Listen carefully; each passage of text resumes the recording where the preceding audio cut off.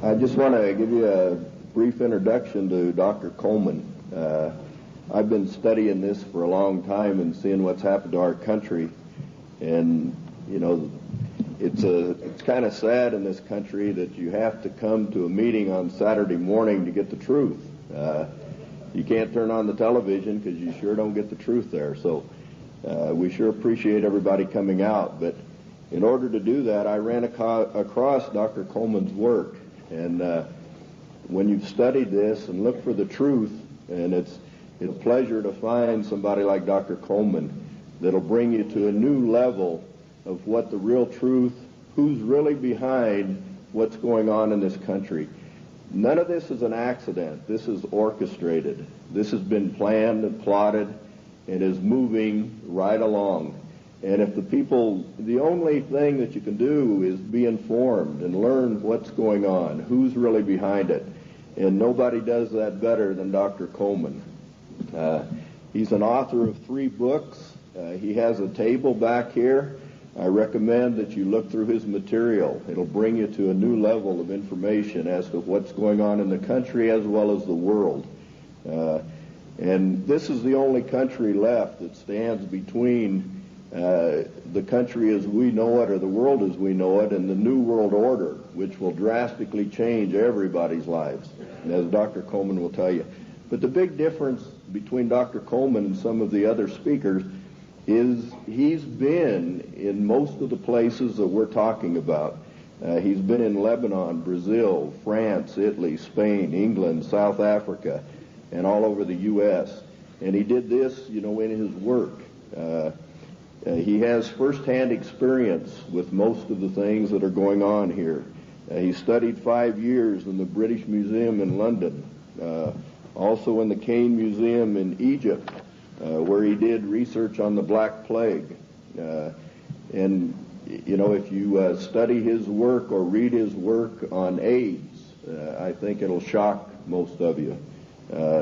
In his investigation, through the congressional records. And the congressional records is where most information is in this country. And he would feel very comfortable, in debating the Supreme Court justice on the Constitution at any time, because our Constitution is basically being walked all over at this time. But at this time, I'd like to bring on Dr. Coleman, and let's give a big hand to him, and we appreciate him.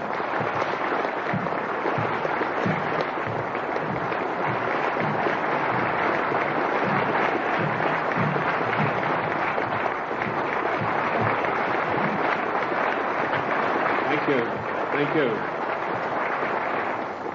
Ladies and gentlemen, thank you for that great welcome. It's indeed a great pleasure for me to be among you here this morning.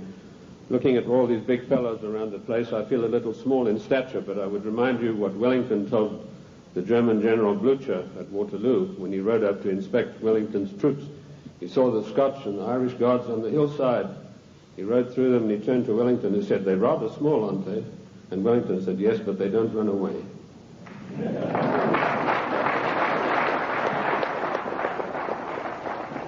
Ladies and gentlemen, I bring you a message of hope, not fear.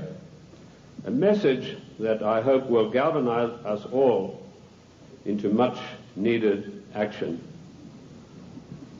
The problem is quite simple. Anarchy and chaos prevails in Washington, D.C. because the federal government has seized powers to which it is not entitled to and is passing masses of laws that are 100% unconstitutional. And when you get men setting themselves up as greater than the Constitution of the United States, you get anarchy and eventually tyranny. Now, I'm paranoid. I'm going to admit to you right up front. But let me tell you what the real meaning of the word paranoid is. It is a man or a person who has the ability to link events that seemingly are not connected. That is the true meaning of paranoia, or being paranoid. Of course, it's been used by our enemies the socialists, the Marxists, the liberals, the so-called progressives, to smear us. How many times haven't I heard it said of me, that fellow's paranoid? Yes, I'm glad to admit it, because I have the ability to connect events that are seemingly unconnected. And when you do that, you begin to arrive at the truth. It's taken me 25 years to come to the conclusions that I have come to. And I want to tell you that one of the biggest things I discovered in my work was the existence of a supranational committee composed of 300 men. I came across this quite by accident when I was serving in Africa, in Angola, and I was given a series of documents which were only supposed to be handed in to top-level people. They were what we called above the top level of classification of intelligence documents. And there I discovered that whilst I thought I was in Africa fighting against the invasion of the communists, I was in fact fighting to introduce socialist regimes in the black African countries, and that I was actually working for a committee called the Committee of 300, also known in intelligence circles as the Olympians. I'll stop right there, and I want to digress for a moment and tell you the word intelligence has been bandied around a great deal in the United States. I've seen people writing this and that and the other intelligence newsletter. They really have no experience whatsoever. In 1986, I wrote a work called Mind Control, Metaphysics, Extremely Low Frequency Radiation, and Weather Modifications. And in that work, July the 8th, 1986, I said that the top-level intelligence organization in the United States was the National Reconnaissance Office, far bigger than the CIA and any of the other intelligence agencies. And by the way, we have about 10 different ones in the United States. And I even had the audacity to give the address of this organization. 3 weeks ago, Mr. Sam Donaldson, the gentleman who wears that beautiful toupee so effectively, he came on with a program in prime time, and he said, this is one of the biggest scoops that ABC has ever had. And he told about the National Reconnaissance Organization. The exact same thing that I published 8 years earlier. I tell you this to set the stage so that you'll understand I do have some experience and that I know that of which I speak. You know, the American people are somewhat like the Irish. I'm sure you've heard the story of the Irishman who got shipwrecked, and after many days he was washed up on an island, and as he staggered along the beach, some people came out of the trees waving spears, and he said to them, is there a government here? And they said, yes. He said, well, then I'm against it. Liberty is based on individual freedom. We are individual people. We are not the mass, so disdainfully referred to by Karl Marx and the socialist writers. We objected to a tax of a penny a pound on tea when King George of the Venetian Party of the North, now that's probably the first time you've heard that expression.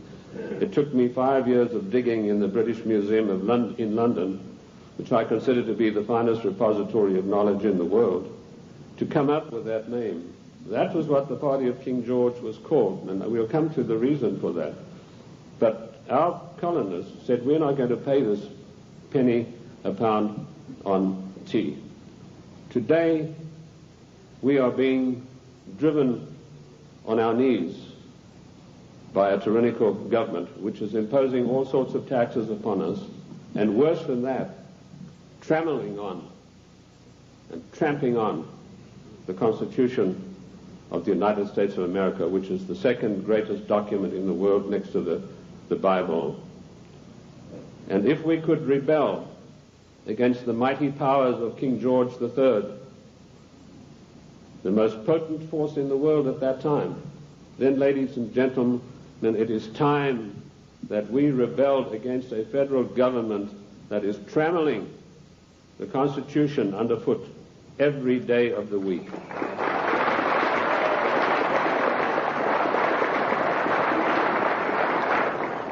King George III of the Venetian Party of the North did more than that. He sent Adam Smith, a servant of the British East India Company, to formulate a policy which he called free trade. And by the means of free trade, Adam Smith, a greatly beloved economist of the Marxist, the socialist, and the liberals, hoped to bring the small manufactories and the industries established by the colonists to their knees. Let me tell you unequivocally that free trade is piracy. There is no such thing as free trade. We have to reject this constant brainwashing to which we are subjected. Free trade began with Adam Smith and the British East India Company. Now, who is the British East India Company? They played a massive role in the history of the United States of America. Only you are not taught this in your schools or in your universities. But you need to know. In my book, The Committee of 300, which took 20 years of research, and incidentally, I was only a little bit behind with Karl Marx. He spent 30 years in the British Museum in London, where he got most of his things from. I point out that the British East India Company was the most powerful trading company in the world. They made their massive monies out of the dope trade. They first grew prime poppies in Kew Gardens in Kensington, London, got the best producing opium poppies. They then shipped them to Benares in India, where they began a massive plantation of poppies, opium producing poppies. They then used their famous tea clippers to transport the poppies in the form of raw opium to China. And by their military force, they imposed an opium policy on China that turned the Chinese nation into a nation of addicts. And they enforced this policy, which was known to the royal family and Lord Gladstone, the Prime Minister, and every one of the lords and ladies in England. And they made a massive, huge fortune. In researching these documents in India House in London, I came across some of the manifests of the old tea clippers and the numbers of kegs of opium they carried and the values. And I totaled up these things, and I found to my astonishment that if we took 1970 as an optimum year for profits in General Motors and Ford, in 1 year, the opium trade with China was 3 times the profits of the combined profits of Ford and General Motors in 1970. And this was shared by 300 people. That was the committee that ran the British East India Company. They all had equal voting rights. They could not outvote each other, and of course they were sworn to secrecy. The descendants of the British East India Company today run the United States. And I will hope to prove my thesis as we go along. They also interfered in the development of the United States on every occasion. They armed the Indians, they armed the people against the settlers who were pushing west. They ran the Hudson's Bay Company. They also ran so-called mission stations in China and got these missionaries who were really not missionaries at all to push opium on the Chinese. And I remember a conversation with the late Gamal Abdel Nasser of Egypt, Prime Minister of Egypt, President of Egypt, and Mohammed Aikel, one of the top journalists, with Zhou Enlai. And Zhou Enlai told him, he said, you know, the Americans and the British made China a nation of opium addicts, and now with the Vietnam War, it's our turn. We are going to make the Americans a nation of opium addicts.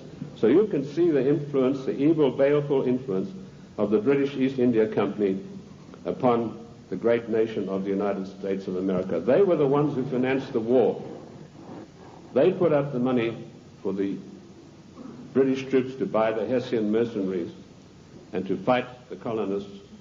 Those brave 3%, let me remind you that only 3% of the people took arms and stood up against the mighty army of King George III. We are 3% here this morning, but that's enough for us to withstand the mighty force of the federal government of the United States of America.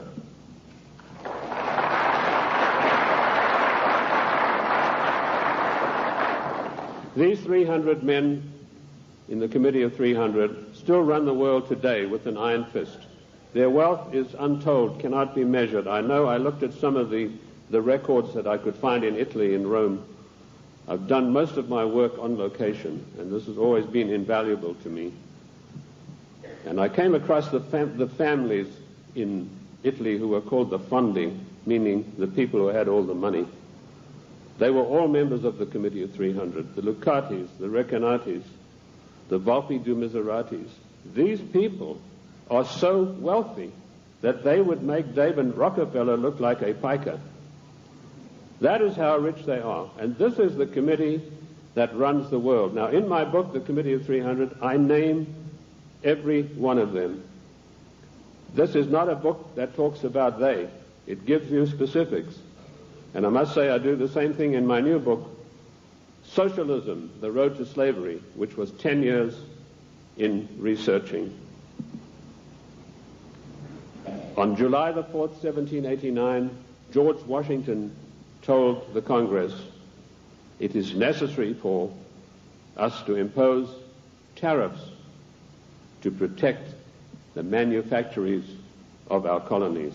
That was the first trade barrier. Now, let us dispose for once and for all with the words that have been implanted on our minds, like isolationist, and you are for restricted trade, and you are against global trade. The United States of America did not grow great on global trade.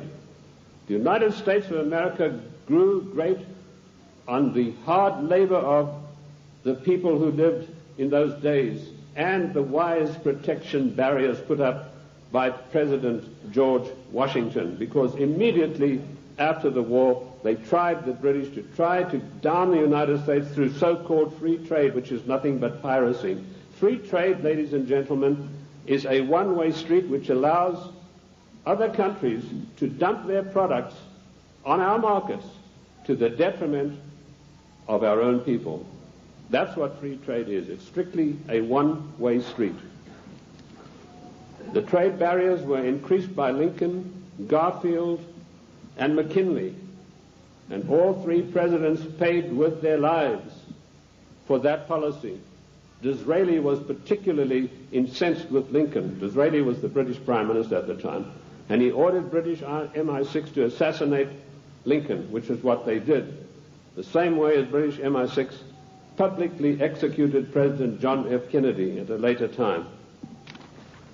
Our founding fathers and our presidents saw the value of trade barriers. They realized that we, if we wanted to progress, were not to be the dumping ground of the world. And I'm going to leave that subject for now and return to it later.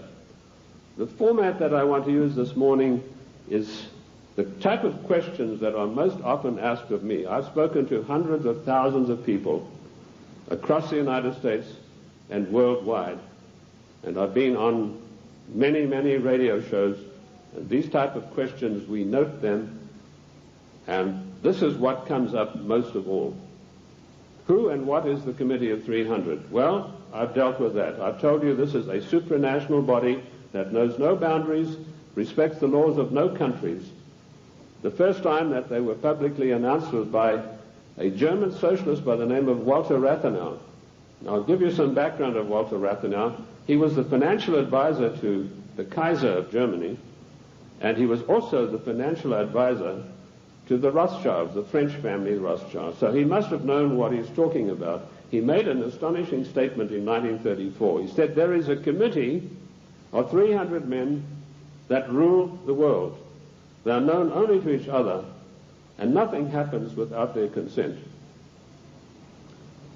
When former head of state Mikhail Gorbachev visited the United States a few years ago, flanked by George Bush and Quayle, he opened his Gorbachev Foundation in the United States. And he let slip, he said, this is being done with approval of the Committee of 300. CNN cameras were on him. They immediately switched. Now, I wrote to CNN and I said, could I have a transcript of this program, which they said was available. I never got a reply. I followed it up with letter after letter, but nothing ever came of it. The point I'm trying to make, ladies and gentlemen, is that the federal government, the secret upper-level parallel government that runs the United States, does not want you to know that you have an upper-level parallel government that calls the shots, that dictates what is going to happen to your life and mine. So that's how I found out about the Committee of 300. The next question is, what are their goals? Their goals are a one-world government, latterly called the New World Order. The one-world government began with King George III. At the time that the colonists were brave enough to take him on, King George was already busy formulating a one-world government, and he had lined up at least 50 countries that were willing to come into this future world dictatorship with him. The goals then, very simply stated, are to make the world over into a one-world, new world order dictatorship controlled utterly and completely by this Committee of 300. How can they possibly carry out their goals? That's the next question that I'm often asked.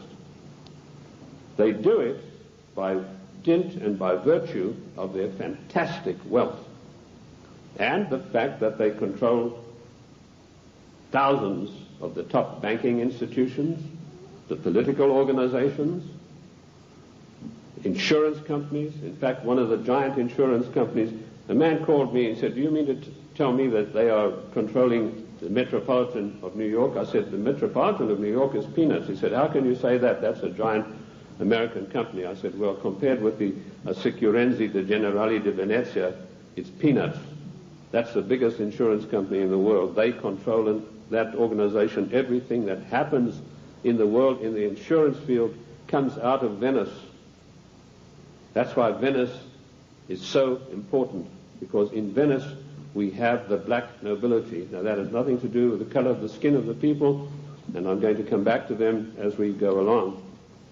So the goals are a one-world dictatorship of the most brutal kind, and how they carry it out is they have these interface banks, insurance companies, mining conglomerates, every conceivable control in politics, including the Democrat Party of the United States, which is, of course, since 1980 behind closed doors at a secret caucus in Washington, D.C. The Democrat hierarchy took on the goals of the old Socialist Party USA, i.e. based upon the Communist Manifesto of 1848. If you have a copy of my book, and I'm not pushing it, but in my book, The Committee of 300, I list every one of their huge, gigantic corporations, how they interface. And this, ladies and gentlemen, is an eye-opener, because it gets right down to the nitty-gritty of your everyday life in the cities and towns across the United States. So they carry out their goals through existing organizations. And also, of course, they have built up some special organizations of their own. When I first started writing in America, when I came here in 1969, I revealed the existence of an organization called the Royal Institute for International Affairs, which is located at Chatham House in 10 St. James Square in London. I also revealed the existence of the Club of Rome, the Cini Foundation, the Mont Pelerin Society, the Order of St. John, which was known but not known. And I listed all of these secret societies that run the world as executive arms of the Committee of 300. So it controls the world through all of these. The Royal Institute for International Affairs is the executive arm of this committee, which gives instructions to the United States government to this very day. The chain of command is as follows. Every Secretary of State that has been appointed since 1919 is appointed by the Royal Institute for International Affairs. That may come as a shock for you. You think you vote and you put a conservative in the White House, and then he appoints supposedly or allegedly conservative people to carry out the policies that you wanted him to implement. Surprise, surprise. I ask you to find me a conservative Secretary of State since 1919. And if you search diligently and apply the correct rules, you will come out blank. Every one of the Secretaries of State was chosen in London by the Secretary of State, as was Wilson, the President Wilson, as was Roosevelt, as was James Earl Carter. He was specially chosen because he'd had 3 mental breakdowns, and they felt he would be a good guy to manipulate. Oh, I'm talking facts. I'll tell you the story of that. In my World in Review news magazine, I wrote that, James, I'm digressing a bit here, but it's necessary to do that now and then. It's not a sign of a bad speaker, although I don't put any laurels around my own neck. But James Earl Carter was not a known entity in the American scene. I first heard of him through my intelligence contacts, particularly my French sources, who were one of the best in the world after MI6, and he told me, your next president is going to be a peanut farmer from Georgia.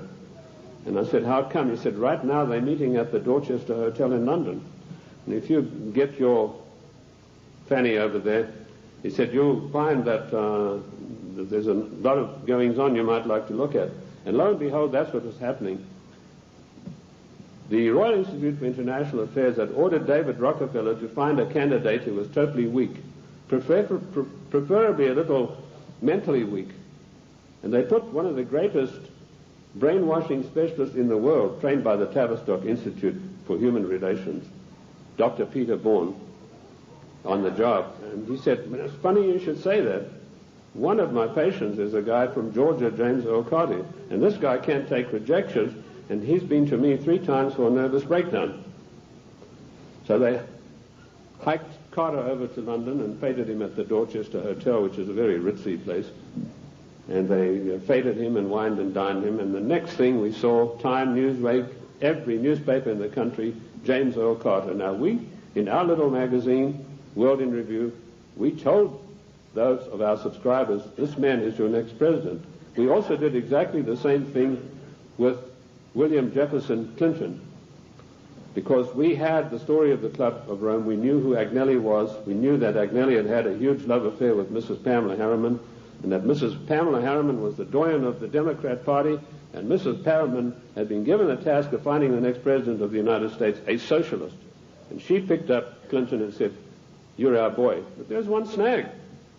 Clinton went up there, brushing his forelock back, said, well, you know, there's one problem. My wife's left me. So Mrs. Harriman was dumbfounded. She said, well, you better give it back in a hurry. And he said, no, she doesn't want to come back to me because of my tryst with other women. That's how he put it.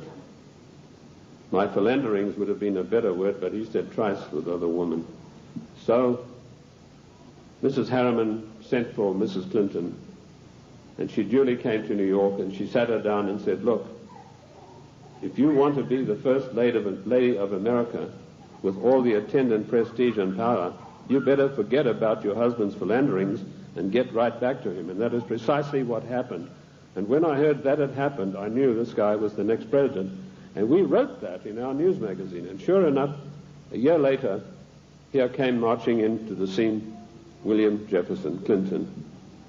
So the RIA, the Royal Institute for International Affairs, does control everything that happens in the United States. They give their orders to the Morgan Guarantee and Trust Bank on Wall Street. And the chief executive officer of that organization is Dennis Weatherstone. And he duly relays the orders over to the Secretary of State, whoever that happens to be. And he then relays the orders to the President. There was one exception to this, and that was during the illegal, 100% unconstitutional Gulf War. Now, I'm going to use a word, and I apologize to the ladies for this, but I need to tell you this graphically to illustrate the power that the Royal Institute for International Affairs exercises over the affairs of the United States of America. when George Bush was hesitating and didn't know whether he should get into the Gulf or not, the Prime Minister of Britain, Mrs. Margaret Thatcher, came over to the Committee of 300's headquarters at the Aspen Institute, Colorado, and this is the phone call that she had with George Bush. She said, "George, this is Margaret. Apologies to you, ladies president. Get your ass up here. I've got some orders for you about the Gulf War." And Bush went scurrying up there like a little messenger boy.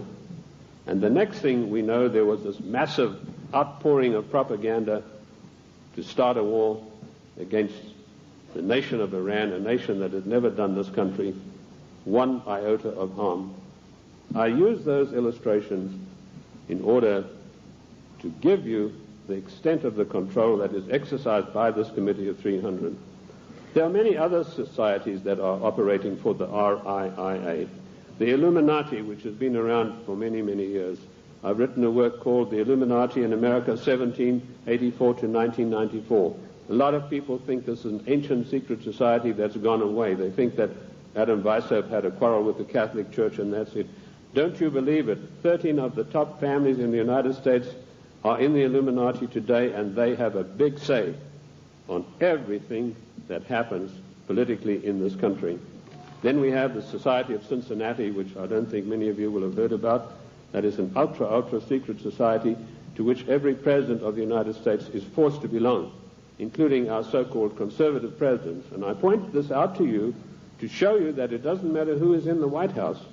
This Committee of 300, through the Royal Institute for International Affairs, through the Council on Foreign Relations, exercises complete control. But their strongest arm is called the Club of Rome. Now, when I first heard of the Club of Rome in 1969, I immediately began my investigation. And as Ken told you, all of my investigations have been done on location. Every one of them. The Club of Rome is one of the most insidious, baneful organizations in existence today, which has done intolerable, immeasurable harm to the United States of America.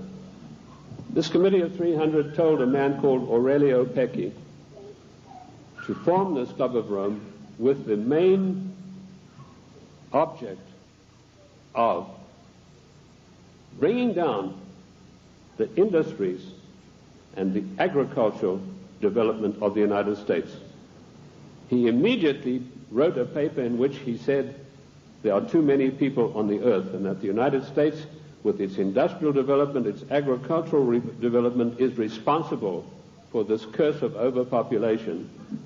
And he picked up the documentation for his work from Lord Bertrand Russell, a senior statesman of the Committee of 300. And Lord Bertrand Russell had written a work called The Impact of Science on Society. And if you can ever secure a copy of that book, which I doubt you'll be able to get, you will see in there that he said the world is grossly overpopulated and we have to get rid of at least half of the world's population, and it doesn't matter how we do it. So the Club of Rome was instituted and organized to start an attack on the world's population using the United States as the whipping boy. And they came up with a paper called the Zero Growth Post-Industrial Plan for Industry and Agriculture for the United States of America. 3 days after that plan was accepted as official United States policy by James Earl Carter, I was able to, through my intelligence people, get a copy of this insidious document. Basically what it said was that the middle class in the United States of America had to be destroyed because in the coming push to a world order, the middle class would be the stumbling block because history had shown that the peasant class in ancient days, when they had revolted, were just easily crushed. There was no resistance.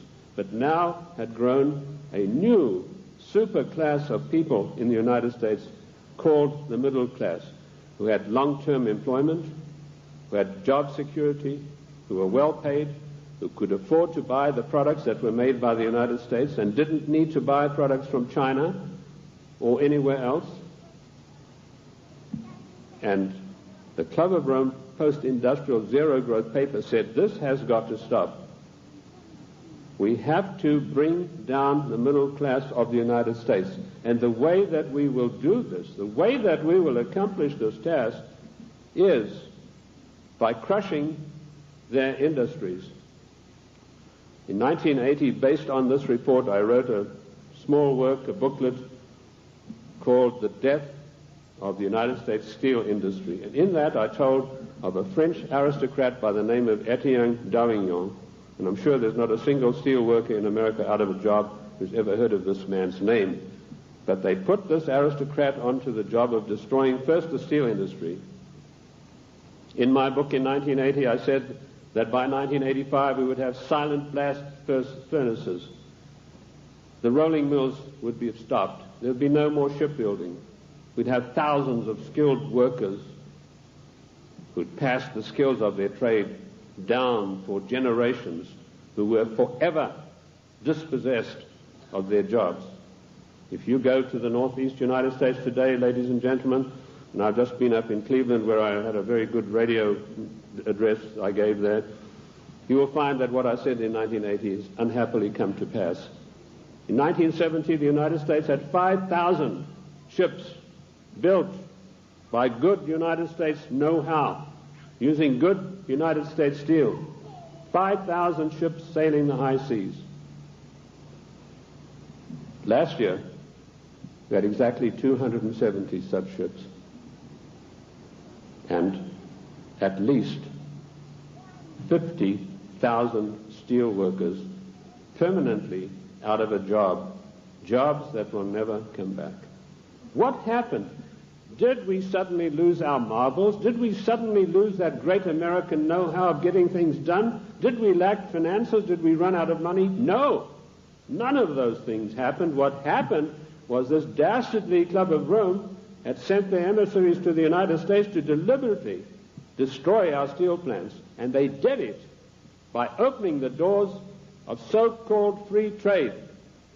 And everybody who signed the NAFTA treaty and everybody who signs the GATT treaty when it passes is a traitor and a seditionist.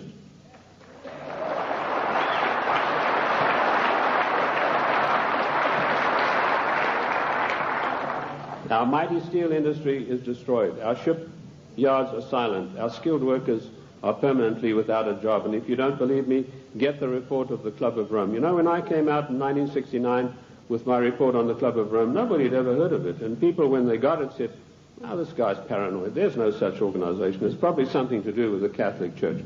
Well, surprise, surprise, 25 years later, last year, the Club of Rome celebrated its anniversary, and Alexander King, its chairman, stated, the American people henceforth must get used to the idea that they will never, ever again in their lifetime have full employment.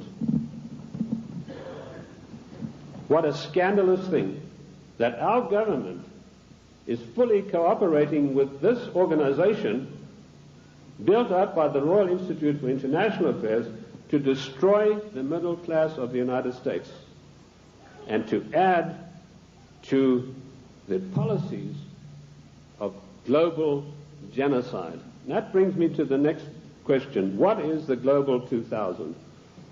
Once again, when I heard about this policy, it was 3 days after it had been accepted by the United States government as its official policy. And the Global 2000 was a blueprint for mass genocide produced by the Club of Rome. Basically, what the Global 2000 calls for is the destruction of half of the world's population by the year 2050. Hence the title 2000. They built a case based on Bertrand Russell and H.G. Wells' findings that the world was going to be overpopulated, would be a terrible place to live in. That was picked up by a fellow called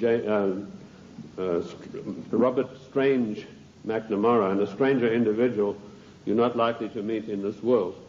And this Miller had a conference of all the leading bankers about 12 years ago, and he said the biggest menace facing the world today is the American middle class and overpopulation. He linked the two together. And he said, by the year 2050, this is the state of the world. All of these unfed, unwashed people, no jobs. He said, do we want to live in a world like that? So the Global 2000 was a genocidal plan to take care of the people of the United States who don't have any jobs and who, like Alexander King said, are never going to get their jobs back, and the masses of people in other nations. That is why we had the sudden appearance of AIDS. When I was in the service, I was told there's a CAB experiment, that's chemical and bacteriological warfare experiment, going on in Sierra Leone, in Africa. That's a remote corner of Africa, West Africa, just above Liberia. If you look at your map, your atlas, and you'll see where it's located. Why Liberia? Extremely hard country to get to. You have to fly from London. That's the only way you can get there. You land on an island, and then you've got to take a ferry across to the mainland. And, of course, all people taking the ferry are heavily scrutinized. And I managed to work my way. I was told the Americans were doing the CAB experiment. I managed to work my way to within striking distance of a small mission station. And what I discovered was that these blacks were coming in from the bush to this mission station with broken arms or an ulcer on the leg or something like that. And they were ostensibly being treated there, but they were dead by the evening. What was actually going on was that a laboratory had been set up using Lassa fever virus. Now, at that time, Lassa fever was one of 4 viruses that could jump the human-animal barrier. And it was a deadly virus. They were trying to create a virus that could be mass-produced and it could be sent out through the World Health Organization to get rid of millions of people in the world. But the Lassa fever virus proved uncontrollable. It killed 3 scientists who were working there. So the orders came from Washington, burn the place to the ground, and that's exactly what they did within a radius of 100 miles. They bottled up some of these viruses they'd been experimenting with and took them back to the Centers for Disease Control in Atlanta. There they began again, but again they escaped and killed 3 more scientists. So they incinerated the whole laboratory, sealed it off and incinerated. The same experiments are now going on in Harvard University right now. But they're not using the Lassa fever virus. That has proved to be too tough for them to handle. Instead, the United States government gave millions of dollars to the United States military chemical and bacteriological warfare establishment at Fort Detrick, and they began experimenting with the AIDS virus. I knew about the AIDS 3 years before the word ever came out in the world, in the United States particularly, because of my field work in Sierra Leone. The British government used their Porton Down CAB facility. It's easier to get into the Bank of England vaults than to get into Porton Down. All the deadliest viruses in the world are being crafted there, in pursuance of the goal, the Global 2000, to decimate the world. Shortly after this experiment had finished at Fort Detrick, the World Health Organization started a massive vaccination campaign. They said, for once and for all, we're going to wipe out the scourge of smallpox. They chose Africa and Brazil, launched a massive vaccination campaign. Immediately, AIDS began to appear. Thousands and thousands of people began dying of the strange new virus, which the World Health Organization then said had come from the bite of a green monkey. They forgot to tell you the green monkey's been there for centuries, and he'd been biting people, if he ever did, for centuries, but no disease of that nature had ever occurred.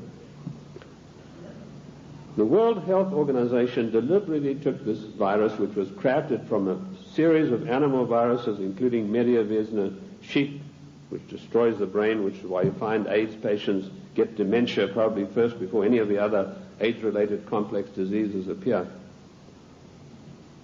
And they began vaccinating innocent people on a massive scale, and they began dying like flies. Why Africa and why Brazil? Because those 2 countries had the biggest black population in the world. And I want to tell the black people of the United States of America, do not trust the Democrat Party. Do not trust government. Do not believe that government is your friend. To you, to them you are dispensable, the same way as we are. Millions of people died. I went through Uganda on an inspection tour, and I saw whole areas decimated where previously there had been small towns and villages. There was not a living soul in sight. And that is going on today. The AIDS epidemic is completely out of hand.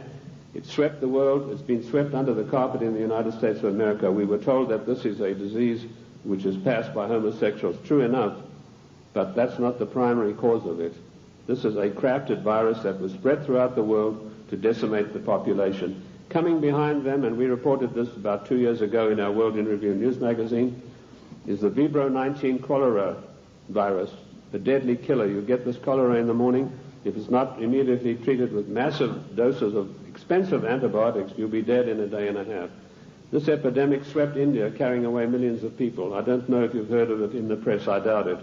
Behind that is a deadly strain of malaria, and some of our forces in Somalia contracted this disease, a strain of malaria which acts almost like the HIV virus. It attacks the human immune system. And behind that, the Black Plague. Now, you've had some experience with Black Plague recently. Experiments were conducted in this area and in California with the Black Plague, distributing them, these plague viruses, to definitive areas by means of enfolded scalar waves using extremely low-frequency radiation, which was a warfare technique developed in 1934 by the great Soviet virologist V.A. Gertchev. This is not Buck Rogers stuff, ladies and gentlemen. This is today's deadly truth. So some of the Indian reservations were targeted, and all of a sudden they began dying of Black Plague. And then we were told, well, the harvest mouse droppings are responsible. Well, the harvest mouse has been doing his droppings for centuries, but none of them got the Black Plague before that. But what happened immediately following the so-called population control meeting in Cairo? There was a sudden and violent outbreak of Black Plague in India, and it is still going on, and it is not under control. This is all part of the Global 2000 mass genocide plan. I know something about the Black Plague because in my research in the British Museum I discovered that the black Venetian nobility had none of their families or members had ever got the Black Plague. Yet the Black Plague, as you know, swept through Europe and killed half of the population of Europe. But none of their families ever got it. So I began seeking for the answers, and I found them in the Cairo Museum. So people said, well, how come, if these things are true, how are they going to protect themselves? They being the Committee of 300, their servants and their families, they have the means of protecting themselves by certain types of herbal compounds mixed with sugar.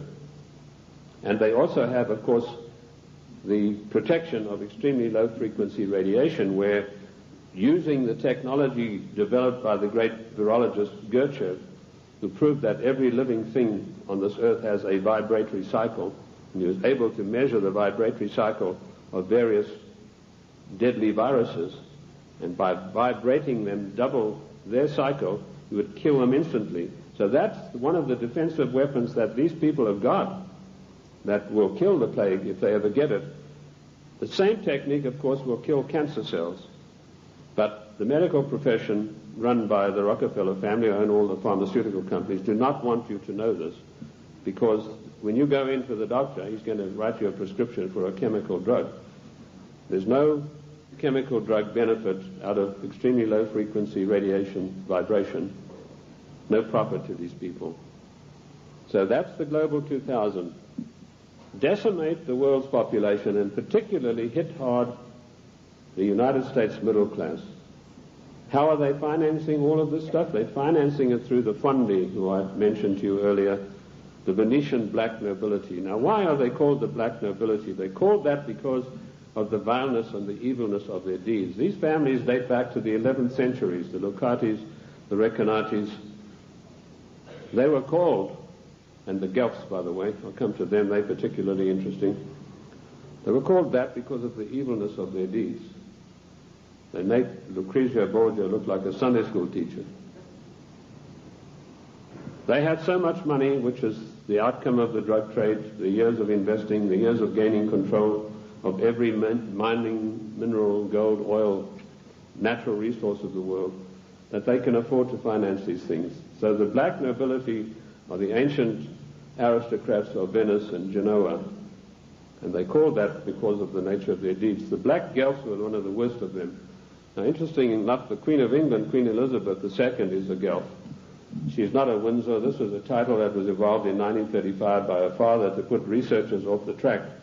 I like to include myself in that category, although I wasn't doing it then. I was much too young to be doing it, but he didn't like that certain people were getting hot on the track of who this royal family actually was, and so this was put out that they are the House of Windsor. They are not. They're the House of Guelph, and it's important for us to know that, because every time there's a financial crisis, it follows a meeting of the black Guelphs upon the Royal Britannia yacht of the Queen of England, which anchors off the coast of Venice, and all the world bankers meet over there and say, now this is what we're going to do to country X, this is how we're going to control this worldwide situation, and then they go off and give their orders to everybody.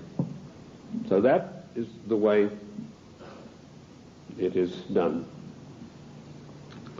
I told you earlier that they controlled the United States. Even in the days of President Lincoln, they had him assassinated on the orders of Disraeli, and they then, of course, in later years, were able to elect one of the worst socialists we've ever had the misfortune to suffer under, Woodrow Wilson. Wilson was elected by a ploy. Of course, they got Teddy Roosevelt and the Bull Moose Party running as a supposedly third candidate to siphon votes off so that Wilson could be elected as a socialist president. Now, our eyes have been fixed on Moscow. We've been led down the garden path, ladies and gentlemen. All of the time we've been looking at Moscow, and we've been told what demons they are in Moscow. Rightly so. But all the time this was going on, the Trojan horse of socialism in Washington, D.C. has been stealing our country away from us. And in my book, Socialism, The Road to Slavery, I give you a full and factual description of exactly how this was done. In 1898, the Fabian Society, a socialist organization, sent Ramsay MacDonald, Prime Minister of England, to the United States to spy out the land. He came back and he said, there are two things in the way. You have a very strong middle class and you have the Constitution of the United States, both of which have got to be destroyed before we can socialize America. The first step they took was getting a socialist president in office in the form of Woodrow Wilson. Woodrow Wilson was controlled out of England by Sir William Wiseman, head of the North American desk of MI6. Now, in case you don't know MI6, it is the most powerful and the oldest of all intelligence agencies in the world. They taught the CIA. They taught the Vatican intelligence. They taught the French intelligence. They taught the Mossad. They taught the Cheka. Captain Hill of MI6 went out and set up the Mossad. And Captain Hill went to Russia and helped the Bolsheviks set up their single-cell apparatus. Sir William Wiseman was the controller of Wilson through Colonel House. Now, who is Colonel House? He was an unknown person who emerged out of Texas. His father served the Rothschilds during the Civil War, and he emerged out of the war as the only person in Texas who'd made any money.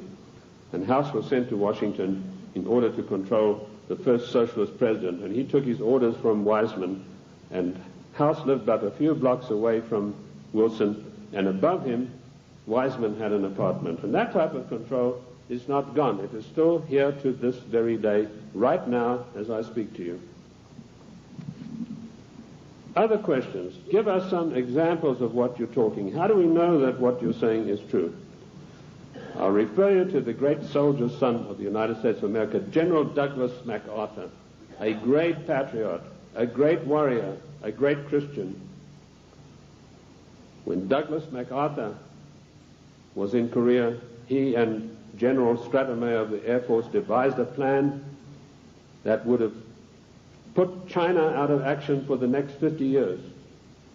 He submitted this plan to Washington, an arch-socialist, one of the most vilest preachers who ever walked this earth by the name of Dean Rusk, immediately summoned the President of the United States to a meeting in Blair House. And he said, "Mr. President, we have seen the plan submitted by General Douglas MacArthur, and there's no way in the world that you can allow him to implement this plan." And Truman said, "Why not?" He said, "You know very well that anything that relates to China has to be cleared by the Royal Institute for International Affairs first." And he said, "They don't want you to do this." And MacArthur was not allowed to carry out his plan. And 50,000 sons, beautiful Americans, were slaughtered on the battlefields of Korea needlessly because of orders from the Royal Institute for International Affairs. And that same institute is controlling President William Jefferson Clinton to this day. MacArthur was eventually bowler-hatted on the orders of the British government. I mentioned earlier the death of John F. Kennedy. Given the methods that are well known in intelligence circles of how to get rid of bothersome people, it would have been a very simple matter to make it look as though Kennedy had died of a heart attack or some other natural cause. Instead of that, in order to warn every president that would follow in his wake, every powerful person in this country in the know, you do not kick over the traces. You obey us, or you will see what will happen to you. Kennedy was publicly and brutally executed in a plan carried out by British MI6 under the control of Sir William Stevenson and his lieutenant, a Canadian citizen by the name of Major Louis Mortimer Bloomfield. Now, you won't get that in any of the accounts of the Kennedy assassination. You'll find it in my book, The Committee of 300. You'll also find it in my monographs about the Kennedy assassination. Who are these people? Sir William Stevenson ran American intelligence throughout the Second World War out of the RCA building in New York.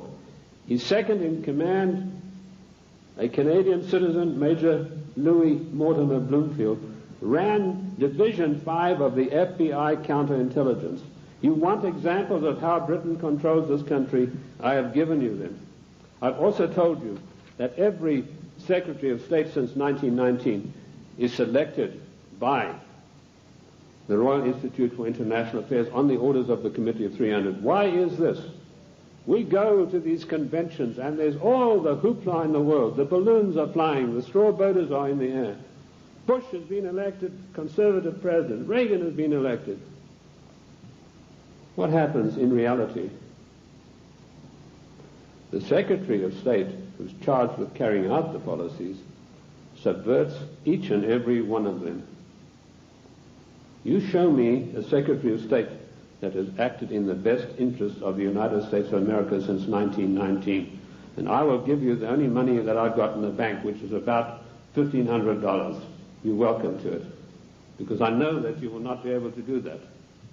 Every Secretary of State has subverted and acted in a treasonable manner towards the people of this great country. And when they haven't done it directly, they've done it through surrogates like Lachlan Curry, who ordered the military to jettison a shipment of arms destined for the great Chinese leader Chiang Kai-shek, to jettison overboard these arms in the Indian Ocean. And that's exactly what they did.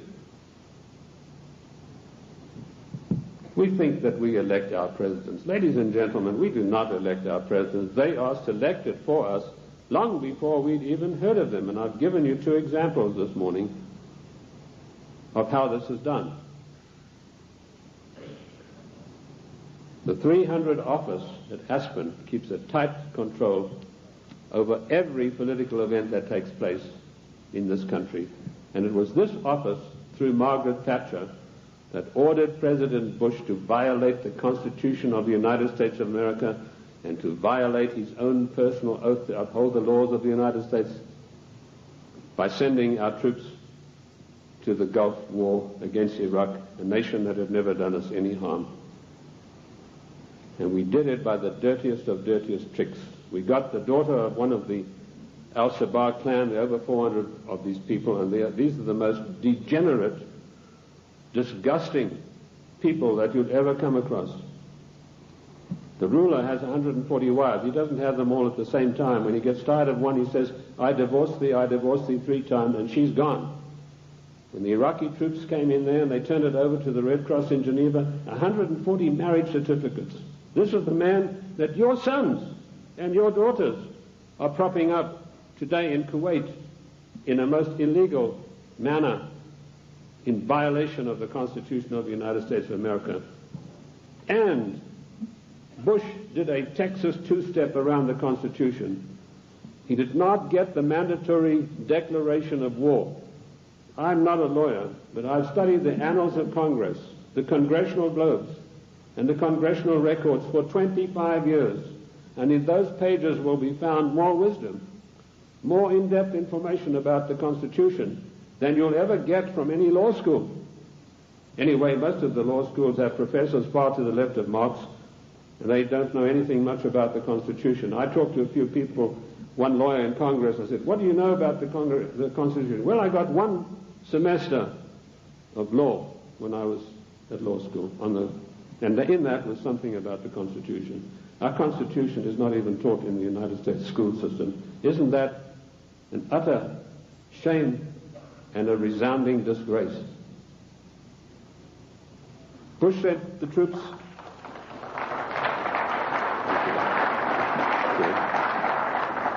Bush did not get a constitutional declaration of war. This is a very difficult area of the Constitution. It's probably one of the most complex areas of the Constitution. It's a 5-step process that involves both houses making separate declarations, then joint declarations, then the army has to be informed, and then the public has to be informed, and then we have to be told whether this is a private war or a public war, i.e. whether all the armed forces are going to be employed or only one branch. In so-called police actions, the President has 45 days to use only one branch of the service. Bush violated his oath of office by going to the United Nations, to which we do not belong, and getting them to give him a so-called color so that he could send our troops to the Gulf. Our troops to this day are in the Gulf illegally, in violation of the Constitution of America, and we're still paying for it. The story that the Gulf states put up all the money, you go and ask the General Accounting Office, as I did, how much money have they paid? We are still paying for the Gulf War, and now we've got another huge bill to meet, billions of dollars, for Clinton's fantasies, to go out there and support this disgusting Al-Shabaab clan. I don't know if you know the story of Kuwait. It's really a horrendous one. I don't want to get into that too much, but that land was stolen from the Iraqi people by the British imperialists. They came in and drew a line through the sand right through the middle of the most important oil fields that had just been discovered, the Rumelia oil fields. Thenceforth, this is going to be called Kuwait. And they brought up these tame sheikhs from Bahrain and put them in as the rulers. And since then, they've been stealing the oil off Iran, and the proceeds go to the British banks in the city of London for the Committee of 300. They're just doing the same thing now in South Africa with the gold. That's part of their tactics to gain control of all natural resources through the world. I also touched briefly on Giovanni Agnelli and Mrs. Clinton and how she had left her husband, and Pamela Harriman. Pamela Harriman, for her duties in getting Clinton elected, was given a plum job as ambassador for the United States to France. And this is what happens to the traitors. Patriots are punished and traitors are rewarded. Dennis DeConcini, who voted for the giveaway of our property in Panama and who voted for the crime bill and every other obscenity that is passed by the federal government in violation of the Constitution, he's now going to get a plum ambassadorship when he retires, on top of his huge pension of something like $200,000 a year. I've been asked whether Clinton will stay the full term. Yes, he will. Clinton will stay the full term because he's been given a job to do, and that is to pass certain far-reaching socialist measures. And he's been very successful in doing that with the help of so-called Republicans.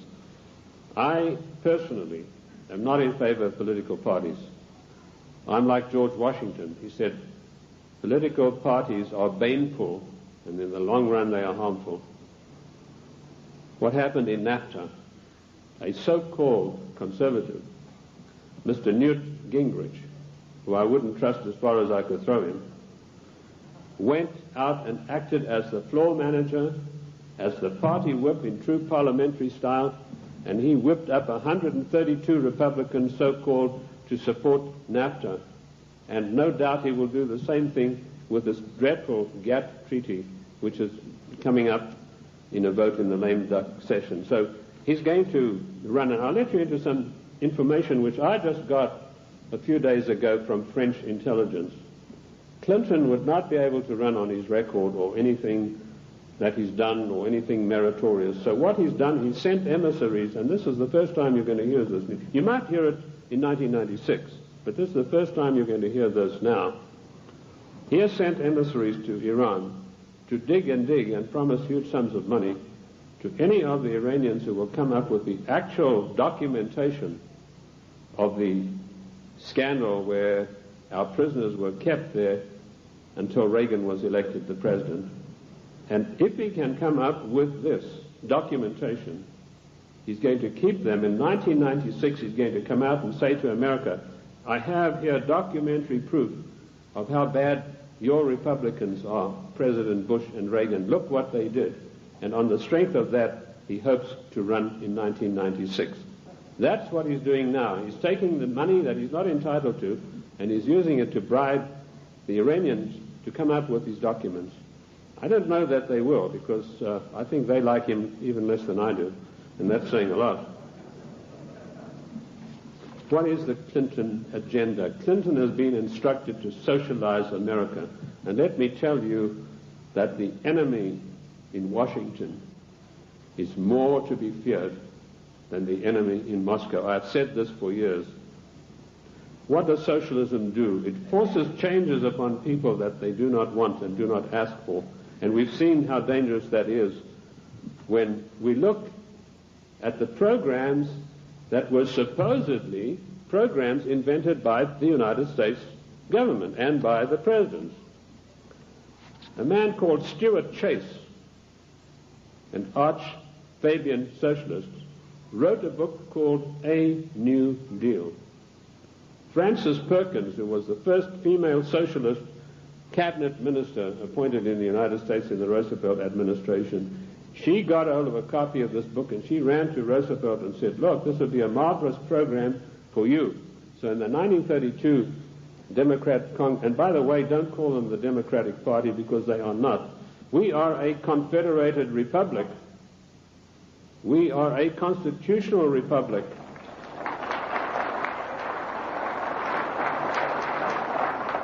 In a confederated constitutional republic, you cannot have a Democratic Party. You can have a Democrat Party, and that's what we should start calling them. But she ran up, and Roosevelt was so enamored with this deal that in 1932 they hastily changed their platform, and he came out and announced his New Deal, which is a verbatim, word-for-word program taken from Stuart Chase's book, Socialism, A New Deal. Then when Kennedy came along, he adopted a wonderful new program called The New Frontier. That just happened to be a book written by Henry Wallace, another Fabian socialist writer. Word for word, The New Frontier was co-opted as Kennedy's program. Then when Johnson came along, he came out and started talking about the Great Society. Now, what was the Great Society program? It was another Fabian socialist book written by another fellow called Graham Wallace, no relation to the first Wallace, name spelled differently. So here we have three presidents of the United States following an outright course of socializing the United States of America. And of course, every president, including Reagan and Bush, has continued along those lines. And what do we have? Our Social Security. That was called the Beveridge Plan. In 1942, when Britain had its back to the wall, was losing hands down to the German armies in France, they needed something to buck up the population. So Sir William Beveridge came along with this plan. He said, we're going to abolish poverty in Great Britain. and they started this beverage plan, which is the basis of our socialist social security plan. Note, I said socialist social security plan. That's how we got it. It was co-opted directly from the beverage plan, very eagerly embraced by Roosevelt. Socialism is a failure. Lenin was once asked, what is socialism? And he said, socialism, he said, no, he was, sorry, I got the story wrong. He was asked, what is communism? And he said, communism is socialism in a hurry. And we have creeping socialism in this country today, which has nowhere to go but to communism. In the New World Order, one world government. That is the direction that William Jefferson Clinton is pushing this country as hard as he can go. And GATT is an integral part of that. The socialist policies of England failed miserably. They got the great Professor Harold Lasky of the London School of Economics. I once was asked to give a talk there, and it was me against 600 hostile left-wing students. And I had a pretty torrid time of it to start with, but in the end I did get a very good hearing from them. But that same Professor Lasky was sent to the United States to see how the Constitution could be got around. And he said, there's one good way we have to do it. We have to break down this provision that says there's no transfer of powers between the three branches. And we have that happening every day. We have Clinton calling himself the Commander-in-Chief, which he's not. I sent a fax to Colonel Oliver North the other day, in which I explained in detail what the Constitution has to say about the Commander-in-Chief. I hope he was able to use it. He said that Clinton is not the Commander-in-Chief, but he was saying it for the wrong reasons, for personal reasons. The Constitution is perfectly clear on this. It says that the President shall not be the Commander-in-Chief until such times as called into actual service by the Congress. And in my studies I came across this proviso that could only happen after a careful 5-step declaration of war mandated by the Constitution. And that is the sum and substance of the President's war-making powers. Unfortunately for us, during the time of the Civil War, Lincoln got the Congress to give him the power of habeas corpus, which is a privilege, by the way, not a right. And he was able to do things that were monstrous, which would never have been done. Why Clinton is telling everybody he's the Commander-in-Chief, it's not out of ignorance, as I pointed out to Colonel North in my facts. It's a deliberate, carefully crafted plan to get the people of the United States used to the idea that he is actually the Commander-in-Chief. And I tell you, he is not. The Constitution says he is not, and I can give you chapter and verse. Because should there a time come when he wants to take some drastic kind of action, he can then get Congress controlled by the Democrats, even a lame duck Congress, to give him the power of suspension of habeas corpus, and can say, as Commander-in-Chief of the United States Armed Forces, I hereby order XYZ to happen. It is a deadly danger, and we are fast asleep. I tried to alert Colonel North to exactly what's going on about the so-called Commander-in-Chief, and I only hope that he will put it to good use, because I do not have the same forum that he does. Anyway, socialism is a total failure. When it began to sink in England, they sent John Maynard Keynes, or Keynes. He said Keynes was a better word because it rhymed with brains, and this is the man who did in the economy of every Western country. And he came to the United States, and by his charm and good looks, he was a tall, well-spoken English gentleman, immaculately suited, connoisseur of wines and cheeses. And it was said of him that there was not a single lady who could resist his amorous advances. He was able to charm Roosevelt into giving the British government $3 billion to prop up their socialist programs. That wasn't enough. They then sent Harold Lasky and John Maynard Keynes for a second handout. This time they got $7 billion. And when Roosevelt was asked about this, he said, let's forget all of those silly little dollar signs. And the same thing is happening today in the field of foreign endeavor. We find a president giving away billions of dollars in foreign aid, which he is not entitled to do. I have searched the congressional records, the congressional globes, the annals of Congress, to find out if there is an empowerment for the federal government, our Congress, to dish out billions of dollars every year like a Santa Claus to foreign nations. And I could not find it anywhere. And where the Constitution is silent on a provision, it means it is a prohibition of that provision. What I did find was that when President Monroe was trying to get us involved in Latin America, he tried to get some money sent down there. And the Congress stood on its hind legs and said, this is a matter that's out of your purview. This is a matter for the Congress, and we deny you foreign aid because it's not constitutional. And that is what set Monroe at variance with the Congress. If you know his history, he spent his entire life fighting the Congress over that issue. Nothing has changed. The Constitution of the United States is immutable. I violently disagree with Justice Ginsburg, who says the Constitution is flexible. The Constitution is not flexible. Our founding fathers meant it to be an immutable document that would stand the test of the ages of time and foil people like William Jefferson Clinton and Roosevelt and every other dictator that is going to follow, unless we stand up and take back our states' rights.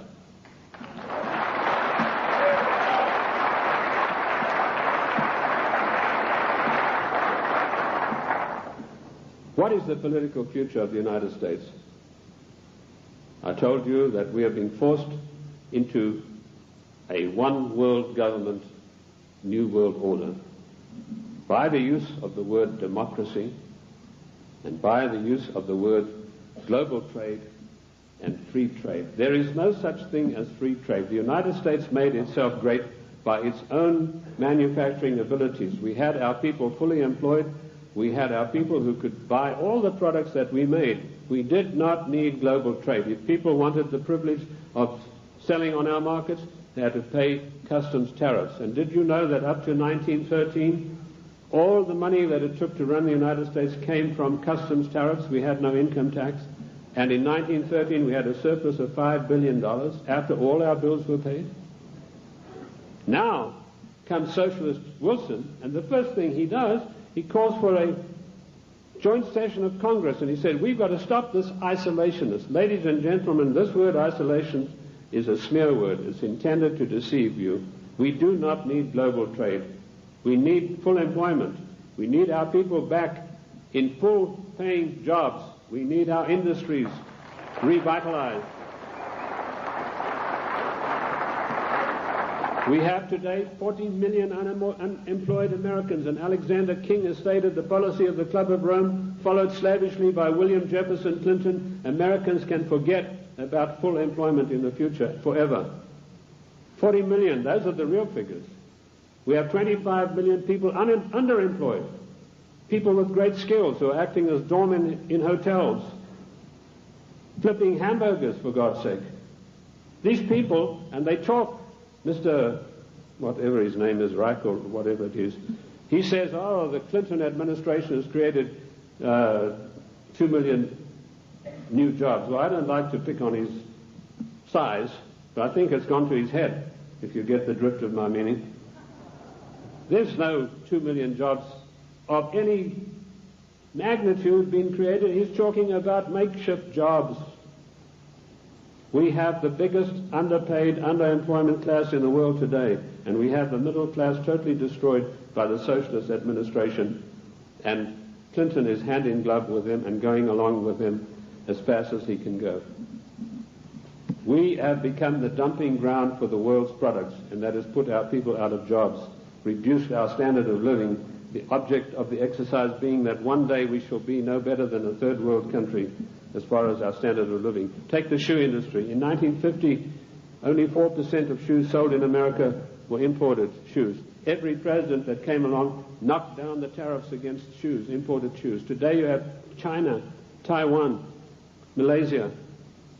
84% of shoes sold in America come from those countries, which means a total unemployment in the shoe industry of this country of over 250,000 people. Isn't that a scandal and a disgrace? That we open our doors and allow these people who we subsidize with foreign aid to come back and dump their products and put our people out of work. In future, historians are going to say, this was the maddest nation on earth to allow this insidious war to be waged against them. And that's what it is, ladies and gentlemen. This is a war to the death for the United States of America. The only thing that is making it unrecognizable as a war, there are no big drums being beaten, there are no flags waving, but we are being insidiously destroyed in a trade war. And GATT is a coup de grace to kill off the American middle class for once and for all. And while in passing to GATT, did you know that one of the provisions, I've read the 26,000 pages of this GATT document, and I want to tell you, I don't believe a single one of our senators or our members of the House have read this document. One of the provisions that I found out is at birth, once GATT is in control, every child born in the United States will have to have an IRS number. Another thing that I found, the GATT financiers, and this is a massive bureaucracy, are going to come in and they are going to limit the type of dividends that you can earn on your investments from bonds. What happened? Immediately this news broke, the gnomes of the bond market took their money and they fled to Basel, Switzerland, and they put all their money in the Bank of International Settlements in gold, Swiss francs, and that's why you have the attack on the dollar going on today.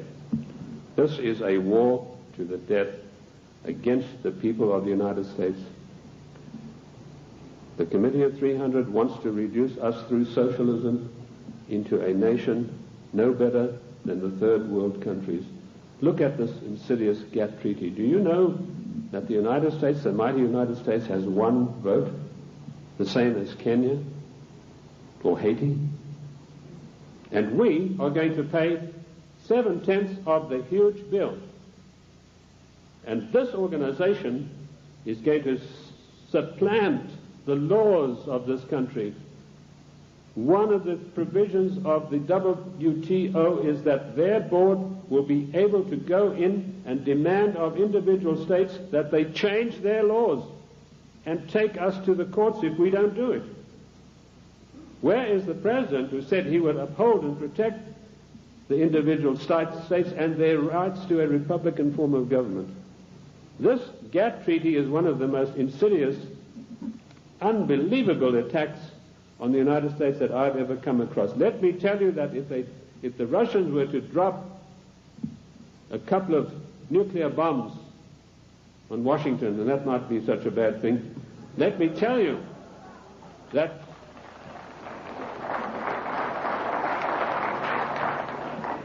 they could never hope to do the damage that GATT is going to do. Ladies and gentlemen, you have to marshal every one of your resources. This GATT treaty has got to be fully debated. Once before, twice before, we were forced by the one world government, new world order into far-reaching situations that affected the national life and the character of our people without a national debate. The first one was the so-called United Nations question mark treaty. In 1946, this treaty was forced through the Senate by an exercise of arbitrary power. Arbitrary power is forbidden by the Constitution.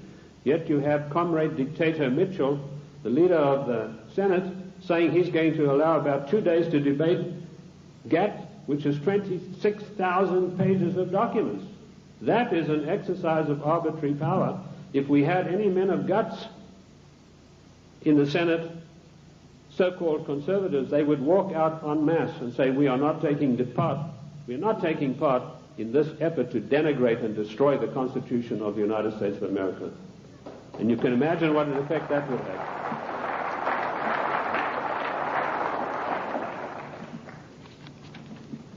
GATT will be allowed to be debated for 2 days, 26,000 pages, and some of the most insidious things that you've ever seen are in this document, and they all, every one of them, say GATT shall override all the laws of the United States. The President and our senators and our House members are supposed to uphold the law of the United States. If they sign GATT, they're guilty of sedition and treason. Period. That's it.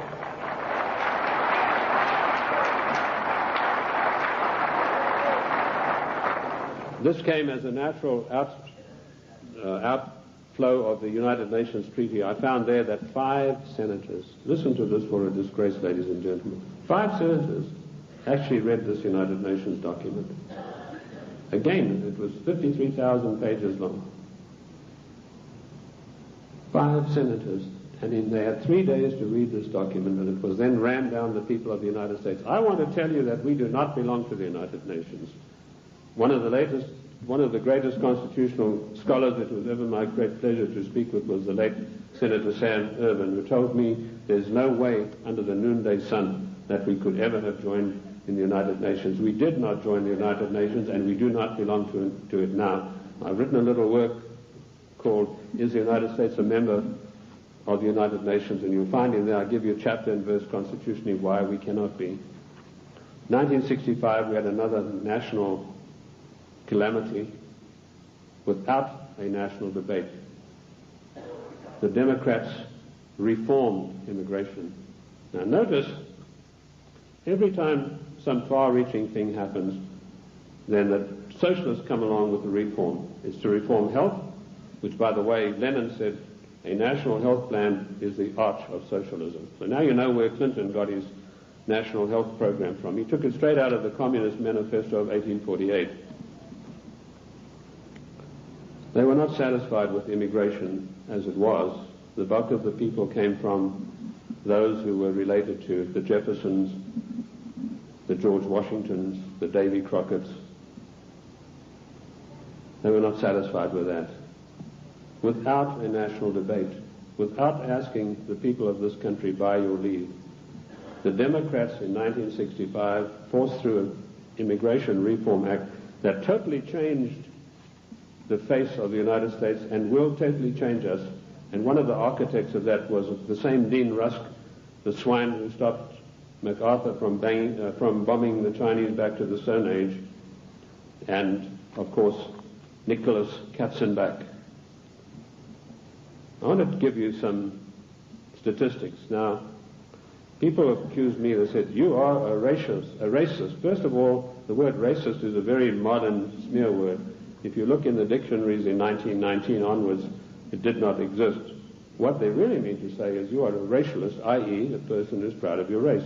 I'm not saying this against any group, any nationality. I want to show you how the socialists, without our permission, without a national agenda, without a national debate, will change the face of the United States. In 1984, the people from traditional immigration stock made up 74% of the total population. By the year 2080, less than 100 years from now, we will make up 39.5% of the population. And it goes on. The Hispanics were 9.4 in 1980. They'll be 15.4.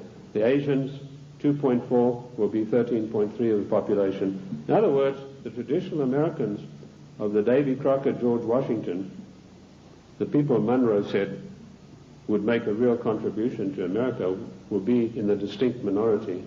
And this is thanks to the Democrat Party, who in 1965, without by your leave of the people, changed the rules. And now they've got us blindsided by concentrating on illegal immigration. Illegal immigration is nothing. That's a small problem. The legal immigration that was authorized in 1965 without your permission, that's where the big problem lies. These statistics were provided to me by a man called Lee Bouvier, who was one of the leading advisors to a former INS official. And of course we know that abortion is another way in which the population is being diminished. I have challenged judges all across the country to show me in the United States Constitution, where is there provision for abortion? And I've yet to see. Oh, they say in the Fourth Amendment. Don't you believe it? The Fourth Amendment has nothing to do. It doesn't mention the word abortion. And where a word is not mentioned in the Constitution, it is a prohibition of that word. There's no such thing as free choice. This is a communist doctrine brought to this country by a woman called Madame Calonte. Madame Calonte you've probably never heard of, but she is the inventor, the author and the finisher of NOW and NARL and abortion. It's all in my book, Socialism, The Road to Slavery. Where do we stand now? I told you that we're in danger because the separation of powers mandated by the Constitution are being broken up every day. You now have the idiocy of Clinton having line item veto. That means if he doesn't like something, he can go and veto just that line that he doesn't like. That is breaking down the separation of powers forbidden by the Constitution. Also meddling in trade. The President has no right to be meddling in any treaty whatsoever. That is strictly for the House according to the Constitution of the United States. And I dealt with the Commander-in-Chief situation already. We need to understand the seriousness of the Commander-in-Chief. Lincoln said that if we allow this title, he said, we are then putting presidents where kings stood. And he said one of the most hated powers of kings was their ability to make war at any whim that came to their mind. And if we do not stop this Commander-in-Chief nonsense with Clinton, that's where we're going to find ourselves. We are already there with Haiti, and we are already there with our troops being sent to Kuwait. I want to tell you that the cost of the Middle East peace so far, to you, the American taxpayers, is $38 billion, and the clock is still running. Jordan was given $4 billion to sign this treaty. The other nations have been guaranteed credits and all sorts of things that will bring up the total to $38 billion for this so-called peace accord in the Middle East to come about. Of course, it's doomed to failure, but that doesn't matter. In the meantime, it makes the President of the United States look good. We need to understand something. I told you today there's anarchy and chaos in Washington. That is because the United States government is a government of strictly limited empowerment. It cannot just willy-nilly go making bills. For a measure to be introduced into the House, it has to be in consonance with or in pursuance of something already in the Constitution. If it is not, it is unconstitutional. And I've looked at 3,000 bills passed in recent years, and every one of them are unconstitutional because they were new things that some lighter-than-air incendiary fairy-head liberal said, well, I'm going to introduce this into the Congress. I'm going to have this law passed, like Dinah Swinstein's 19 assault rifles banned. There's no thing in the Constitution that would allow her to do that. Specifically, the 10th Amendment is very, very precise, and I can quote you 54 instances where this is mentioned in the Annals of Congress, the Congressional Records and Globes. The 10th Amendment is a restriction on the federal government. Our founding fathers were very frightened to give unlimited powers to the federal government. Daniel Webster said we must cage them like a lion, must not give them unlimited powers. It is a government of limited powers, but particularly the 18 amendments. And just to make sure that the federal government would understand this, in the 18th Amendment, there's a little title that's very important. It says they can only do things that are necessary and proper. And I want to ask you, is rushing our troops off to Kuwait to protect the income of the decadent Al-Sabah family, whose money goes to the Royal Institute of International Affairs banks in London, is that necessary and proper for the United States to be doing? We don't get any benefit out of that. No. The 18th Amendment, necessary and proper. The 10th Amendment, the police powers of health, education, and police protection are entirely reserved for the states. And I can quote you 48 court cases from the Annals of Congress, from the statements made by the Founding Fathers. Those powers were never surrendered to the federal government. Therefore, the federal government has no business interfering in health matters, national health plan, no business interfering in crime bills, that's a matter for the states, and no business interfering particularly with the Second Amendment. I was in New York the other day on a radio program, and a very irritated, angry lady who said she was a professor of law from Columbia, she came in on the program and she said, "You don't know what you're talking about." She said, it's not a right to bear arms. I told her exactly what was what. And she said, well, if that's true, then voting is a right. I said, no, voting has never been a right. The only rights and the only civil rights we got are found in the Fifth Amendment. And that's all. Forget the 1868 Act. That was done when the United States, the southern states, were under occupation. They were occupied countries. Forget Nicholas Katzenbach's 1964 Civil Rights Act. The only civil rights we've got are those contained in the Fifth Amendment. And health, education, and police powers belong to the states. Mrs. Swinstein has no right passing a bill classifying 19 types of assault weapons. What is an assault weapon anyway? Any gun is an assault weapon. That's what you use guns for. You use it to shoot people or animals or protect yourself. Any gun is an assault weapon. A knife is an assault weapon. You know, now they have this poor, almost idiot Brady running around the country. They're using him shamefully to push for gun control. This man doesn't know whether he's Arthur or Martha at the moment. This is not an issue of gun control. This is an assault on the Constitution of the United States of America in total. You cannot take one part of the Constitution and attack it and exclude the others. And this is what it is. It is an attack upon the Constitution of the United States of America. We need to understand about GATT. I'd like to go back to that a little bit. Michael Carpenter, the Attorney General of Maine, and 46 other Attorney Generals of the states wrote a letter to Clinton last July, and they asked him, please, Mr. President, let us have a national conference of all Attorneys General of the states on this matter. Clinton refused to answer him. Instead, he got his Hollywood lawyer pal, Mickey Cantor, whose only expertise in the world is running around with a Hollywood crowd. He's a Hollywood lawyer. And suddenly, Clinton puts him in charge of trade. Trade wars, GATT, is piracy. It will destroy the livelihood of the people of this nation. What is the situation facing us right now? There's an attack on the dollar. The gnomes of the bond market are fleeing.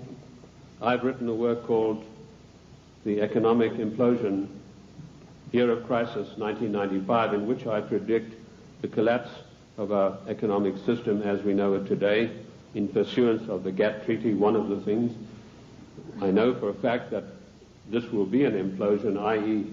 our system will collapse on the ground of which it now stands. It's not going to be an explosion that will scatter everything.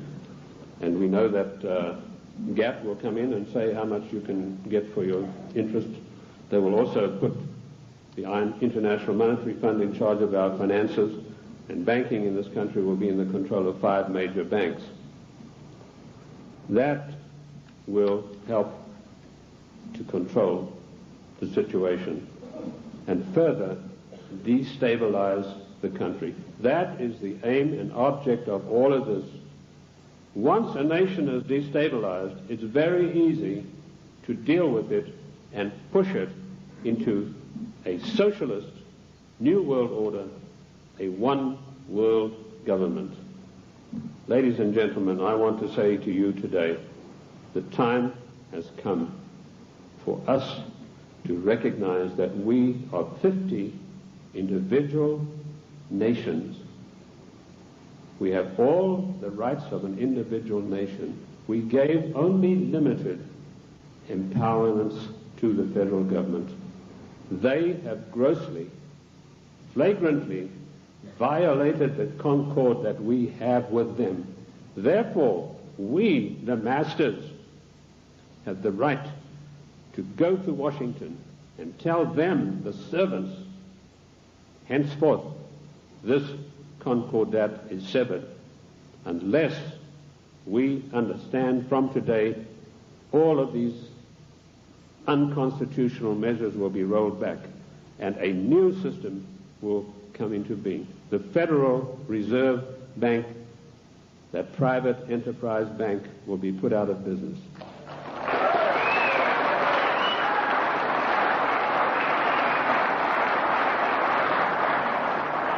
Ladies and gentlemen, this is not anarchy. This is the God-given right of each of the 50 nations, of which the state of New Mexico is an individual nation.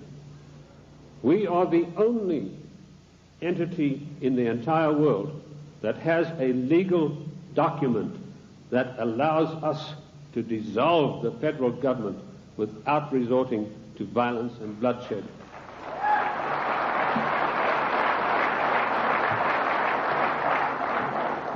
Ladies and gentlemen, I can tell you from my own experience that I have seen a rising tide in this country in the last 5 years. And I say to you today, in my closing remarks, let us catch the wave. My own plan is to form an organization, a foundation, if I can get people with money to back me, where I will teach what I've learned from the Constitution, what I've gleaned from the annals of Congress, the Congressional Globes, and the Congressional, to maybe 100 educators, lawyers, if you will, other people who are interested. Teach them what I know, which is enough for them to confound the Chief Justice of the Supreme Court of the United States, not to mention those fairy heads we have in the House and Senate. They, in turn, will spread across the land, teaching others, and they in turn will teach others until we have a grassroots movement that is spread across this nation of people who really know, not just to recite the Constitution, but know all of the provisions, the ins and outs, the nuts and bolts, who, when somebody like Mitchell says, we're going to give 2 days for this gap treaty to be debated, 1 million people will demand and tell him that you, sir, are exercising arbitrary power and you shall not be allowed to do this, and quote the Constitution. We could do that with every one of these unconstitutional measures. It is the federal government that is creating anarchy, not we, the people. Thank you, ladies and gentlemen. Thank you. Thank you. Thank you. Thank you. Thank you. Thank you.